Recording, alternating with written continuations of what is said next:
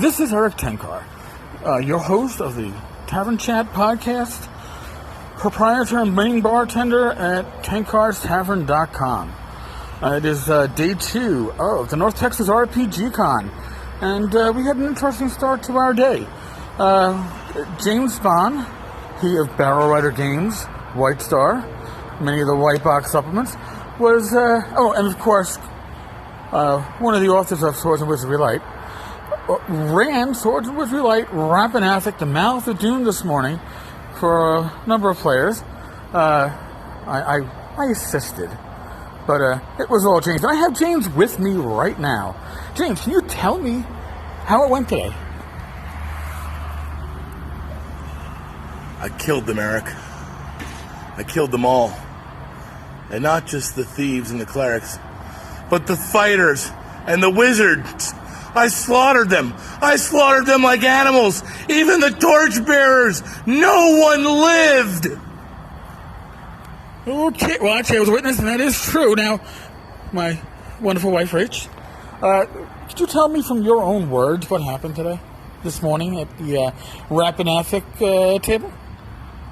We all died, and we learned a valuable lesson. Which was? Which was not to bite off more than you can chew.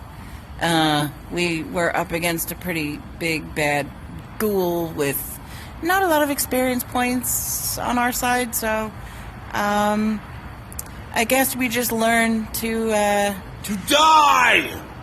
Well, that, and then we also learned to take what we could, get out, and stay out. Well, actually, that is good advice, because as I watched the game, I've run Rappan Athuk, the Mouth of Doom, at cons in the past, and one thing I'd never seen a party do, which I would have expected them to do, would be to retreat the town, heal up, and come back in. They did that twice. I was watching a group that I was like, holy shit, they're thinking this out well.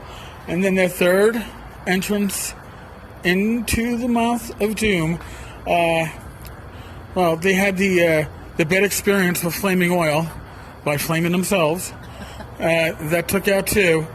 And, the ghoul incident was, well, suffice to say, if you're going to throw flaming oil into a sarcophagus with ghouls are undead. I was about to say a living ghoul, but with a ghoul that you know is in there, reaching out, you might want to do something different, since the ghoul couldn't get out on its own, and if there wasn't a treasure in there, you probably would have destroyed it with the flaming oil. This is coming from a relatively neutral observer. That and the fact that James was rolling natural 20s like he has no rights to. 7 in one session. Now, as a player, you'd be like, woohoo! As a DM, you're like, woohoo! But for different reasons. It was, it was nasty. All right, we're going to take a short break from this. I get a word in from our sponsor, and we'll return after that short message.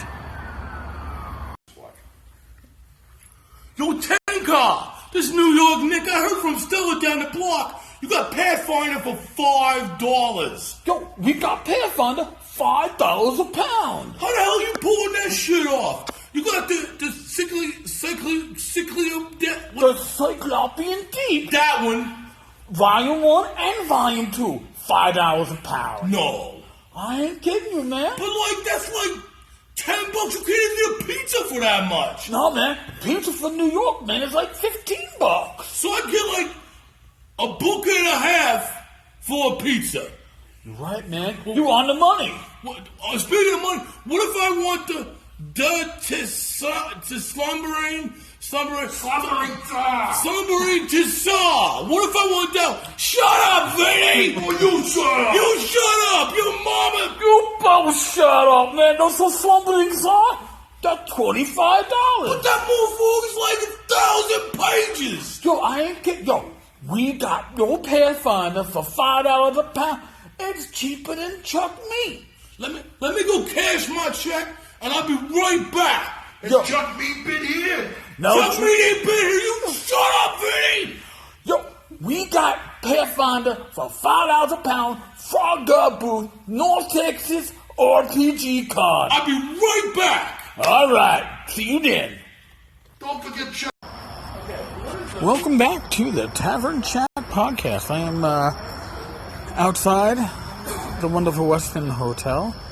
What we affectionately call the smoking area is the outdoor area by the convention center side.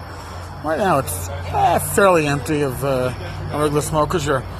Your bartender is not a smoker.